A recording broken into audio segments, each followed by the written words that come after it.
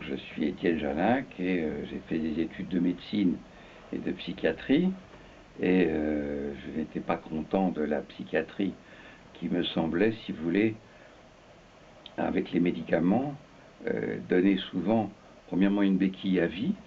Donc les gens prennent des choses, soit des antidépresseurs, soit tous les médicaments qu'il peut y avoir, mais c'était quelque chose qui était une béquille à vie et qui me semblait que très souvent les gens étaient un peu tassés et un peu chapeau sur le machin.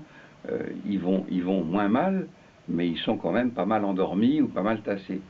De sorte que j'avais pas du tout envie d'avoir fait 11 ans ou 12 ans de médecine pour que les gens soient simplement plus tranquilles sociologiquement, mais pas rigolos et pas présents. Le bonheur, c'est la liberté d'être soi et l'amour de soi. Il n'y a pas de bonheur sans liberté, et ça commence avec l'amour de soi, le respect de soi et l'honneur de soi. Donc je prétends qu'il faut commencer par s'aimer soi d'abord. Je suis passé par là, c'est mon histoire, mais je ne m'identifie pas à mon histoire. Donc je crois que quand on est malheureux, c'est à cause d'erreurs d'identification.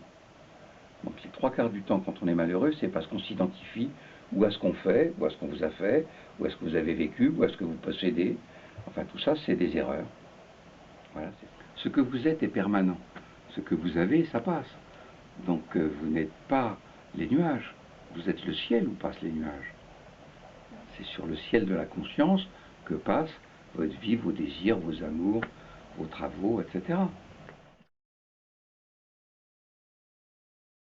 Le bonheur, c'est un état, et le plaisir, c'est une perception personnelle, mais ça dépend de ce à quoi on s'identifie. Si je crois que pour être heureux, il faut que j'ai une Rolls décapotable, je dis j'ai besoin de la Rolls décapotable, peut-être que ça va me faire plaisir.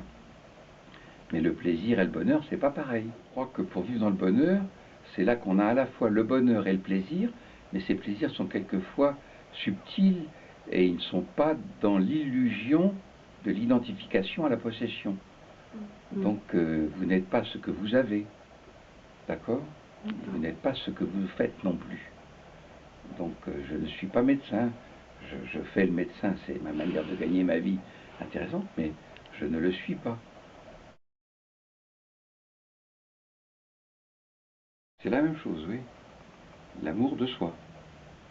Voilà. Et donc, si vous voulez, c'est l'amour et la liberté, ce qui fait qu'on peut être dépendant et libre. Alors que la plupart des gens y croient que pour être libre, il faut être indépendant. On aime quelqu'un, c'est pour soi, et la merveille, c'est qu'on choisisse. Donc je dis que aimer n'est pas d'avoir besoin de l'autre, aimer, c'est choisir l'autre avec qui vous voulez vivre et partager votre besoin, qui est tout à fait différent.